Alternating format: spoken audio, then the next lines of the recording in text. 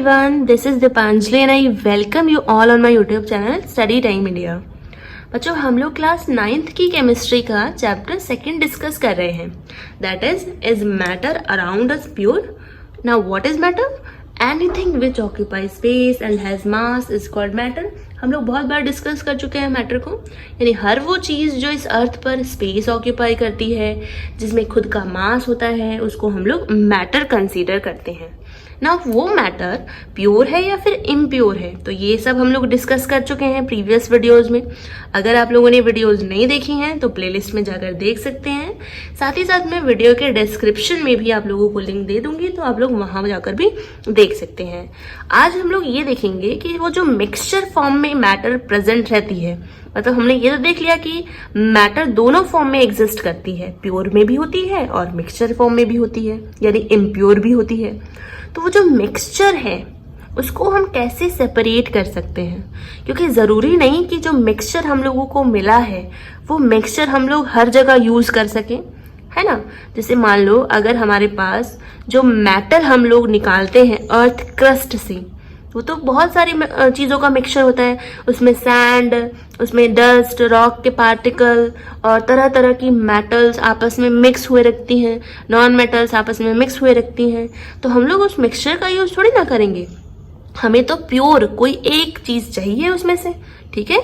तब हम कैसे सेपरेट कर सकते हैं, यानी हमें जो इस अर्थ पर मिक्सचर के फॉर्म में चीज़ें मिलती हैं उनसे हम अलग अलग पार्टिकल्स में, अलग अलग सब्सटेंस में कैसे हम लोग लें ताकि हम उसका यूज़ कर सकें अपनी डेली लाइफ में, ठीक है। तो जो अलग अलग तरह के कॉन्स्टिट्यूएंट होते हैं मिक्सचर में, मतलब जैसे ए और बी आपस में मिली तो मिक्सचर बन गया ए बी, ठीक है। अब ये जो है इसमें ए भी है इसका कॉन्स्टिट्यूएंट और बी भी है, यानी इसका पार्टिकल दोनों है। अब दोनों की फिजिकल प्रॉपर्टीज अलग होती हैं, केमिकल प्रॉपर्टीज अलग होती हैं, डेंसिटी अलग होती है, सॉल्युबिलिटी अलग होती है, पार्टिकल के साइज अलग हो सकते हैं, ठीक है। बिहेवियर जो मैग्नेट के लिए है वो अलग हो सकता है, बॉइलिंग पॉइंट अलग हो सकता है। तो ये जो फिजिकल प्रॉपर्टीज अलग होंगी इन दोनों मिक्सचर की, इन दोनों सब्सटेंस की जिनसे ये मिक्सचर बना है, इन्हीं के बेस पर सेपरेशन में हेल्प मिलेगी, ठीक है। जैसे आप लोग देखो, अगर हमने सैंड और सॉल्ट, हमारे पास सैंड और सॉल्ट है, दोनों का हमें मिक्सचर मिला है ना। ऐसा मिलता भी है जहाँ सी शोर होते हैं, जो समुद्र होता है वहां पर जो लेगून्स बना देते हैं, है ना, जहाँ पर एक लेक बना देते हैं, जहाँ पर जो ओशन का वाटर है, सी का वाटर है, सॉल्टी वाटर, वो इकट्ठा हो जाता है, वाटर इवेपोरेट होगा, पीछे सॉल्ट बच जाता है। तो प्योर सॉल्ट थोड़ी ना बचता है, उसमें सैंड वगैरह भी तो मिली हुई रहेगी ना। तो वो सैंड और सॉल्ट कैसे अलग होंगे, उनमें देखो सैंड और सॉल्ट दोनों की प्रॉपर्टीज अलग अलग होंगी, है ना। Boiling point, melting point, physical properties सब अलग अलग होंगी। उनके बेस पर ही हम चीज़ों को सेपरेट कर सकते हैं, ठीक है। तो हम लोग कैसे सेपरेट करेंगे? नेचर ऑफ इट्स कॉन्स्टिट्यूएंट्स, जो मिक्सचर हमें मिला है उसके कॉन्स्टिट्यूएंट जिनसे वो बना हुआ है, उनकी प्रॉपर्टीज के बेस पर उनको सेपरेट किया जाएगा, क्योंकि सबकी प्रॉपर्टी अलग अलग होंगी। सॉल्ट वाटर में डिजॉल्व हो जाता है, सैंड नहीं होता, है ना, अलग अलग प्रॉपर्टी। ऐसे हम लोग इनको डिफ्रेंशिएट करेंगे, इनको अलग अलग कर पाएंगे। अब हम 3 केसेस यहाँ पर डिस्कस करेंगे। 3 केसेस हमने कंसीडर किए हैं जिनके अकॉर्डिंग हम लोग सेपरेशन करेंगे मिक्सचर्स का। कौन कौन से हैं? अगर हमें मिला हुआ मिक्सचर 2 सॉलिड्स हैं, ठीक है, 2 सॉलिड्स हैं, कुछ भी हो सकते हैं 2 सॉलिड्स। अभी हम लोगों ने बात की थी कि अर्थ क्रस्ट से जो हम लोग मेटल निकालते हैं उसमें डस्ट मिला हुआ रहता है। मेटल सॉलिड है, डस्ट वगैरह जो रॉक मटेरियल जो सैंड है वो भी सॉलिड है, 2 सॉलिड मिले हुए हों, है ना। या फिर यहाँ पर हम लोगों ने बात की सैंड और सॉल्ट दोनों सॉलिड है ना। तो या फिर और भी बहुत सारे एग्जाम्पल्स हो सकते हैं सॉलिड में, ठीक है। अगर हम शुगर और सॉल्ट मिला दे वो भी सॉलिड है। तो अगर इस केस में सेपरेशन करना हो, जब दोनों ही मिक्सचर के कंपोनेंट सॉलिड हों, तो उस वक्त में हम 3 मेथड यूज करते हैं जनरली। सबसे पहली, बाय यूजिंग सूटेबल सॉल्वेंट, यानी सूटेबल सॉल्वेंट का, सॉल्वेंट तो हम लोग प्रीवियसली पढ़ चुके हैं जिसमें हम चीज़ों को डिजॉल्व करते हैं। तो हमें जो मिक्सचर मिलेगा उसको हम किसी सूटेबल सॉल्वेंट में डिसॉल्व करके देखेंगे। अब ये जो मेथड है वो तभी काम आएगी जब इन दोनों में से यानी मिक्सचर के जो कंपोनेंट्स हैं, कॉन्स्टिट्यूएंट्स हैं, उनमें से एक तो डिसॉल्व हो जाए, दूसरा ना हो गए सेपरेट। ठीक है, नेक्स्ट दूसरे मेथड हम लोग यूज कर सकते हैं सब्लिमेशन। अगर दो सॉलिड ऐसे मिले हुए हैं जिनमें से एक सब्लिमेशन की प्रोसेस के थ्रू अलग हो सकता है।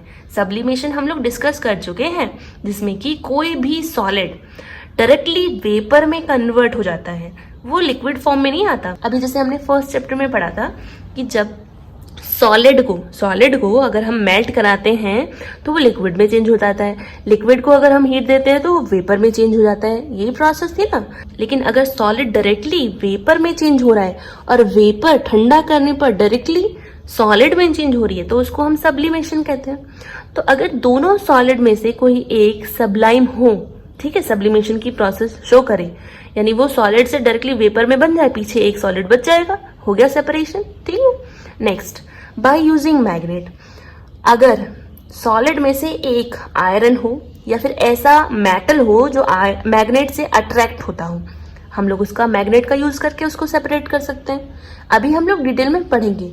तो यहाँ पर तो यही है कि मिक्सचर अगर दोनों सॉलिड्स हों तो हम इन तीन मेथड के थ्रू उनको अलग कर सकते हैं। सूटेबल सॉल्वेंट का यूज कर सकते हैं और सब्लिमेशन का यूज कर सकते हैं या फिर मैग्नेट का यूज करके उनको अलग कर सकते हैं। अब हम लोग बात कर लेते हैं सेकंड केस की, यानी अगर सॉलिड और लिक्विड आपस में मिले हों। एग्जाम्पल बताओ कैसे? सॉलिड में हम लोग सॉल्ट ले सकते हैं, शुगर ले सकते हैं, लिक्विड में हम लोग वाटर ले सकते हैं। अगर ये आपस में मिले हुए हों तो क्या होगा, तो हम लोग कैसे अलग कर सकते हैं? तो उसके लिए कई सारी मेथड्स हैं, जैसे हम फिल्टर कर सकते हैं, ठीक है, हम सेंट्रीफ्यूगेशन कर सकते हैं। याद रखना हमने सॉलिड और लिक्विड को आपस में कंबाइन कराया है। ये सारी ही मेथड हम लोग अभी डिटेल में भी पढ़ेंगे। यहाँ पर हम लोग देख लेते हैं कि कौन सी किस केस में काम आएगी। इवेपोरेशन कर सकते हैं, क्रिस्टलाइजेशन कर सकते हैं, क्रोमेटोग्राफी कर सकते हैं या डिस्टिलेशन। ये आप लोग ध्यान में रखना, ये सारी मेथड हम लोग तब यूज कर रहे हैं जब सॉलिड और लिक्विड आपस में कंबाइन होंगे। नाउ थर्ड केस क्या है? अगर मिक्सचर दो लिक्विड का है, ठीक है, दो सॉलिड का था, हो गया, एक लिक्विड और एक सॉलिड का था, ये भी हो गया।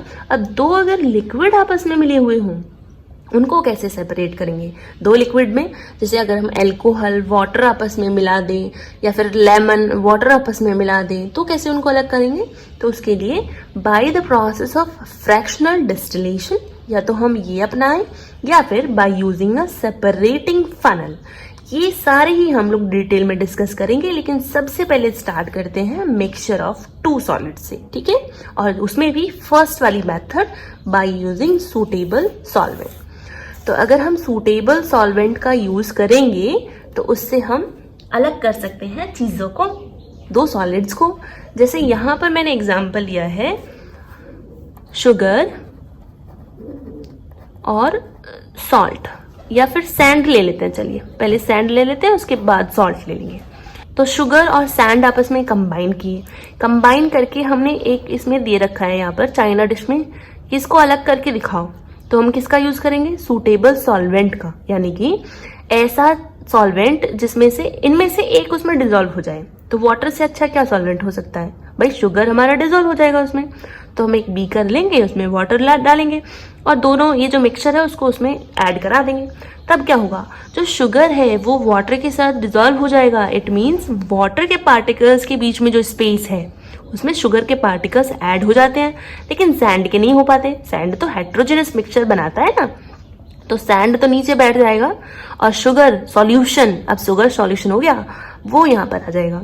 फिर हम लोग उसको फिल्टर कर लेंगे, ठीक है, फिल्टर पेपर से। आप लोग फिल्टर पेपर देखा होगा, उसको हम लोग बैंड करके उसको फिल्टर कर लेते हैं। जैसे ये हमारे पास पेपर है, वैसे वो राउंड में होता है ना, राउंड में अगर पेपर होगा तो उसको हम लोग पहले ऐसे फिर ऐसे, और ये तरीका होता है, इसको फिर हम लोग ऐसे फनल में रख देंगे, ठीक है, ऊपर से पोर कराएंगे तो यहाँ से सेपरेट होता हुआ वो जो सैंड है, रेसिड्यू, ठीक है, सैंड का रेसिड्यू ऊपर बच जाएगा और नीचे यहाँ पर शुगर सॉल्यूशन आ जाएगा।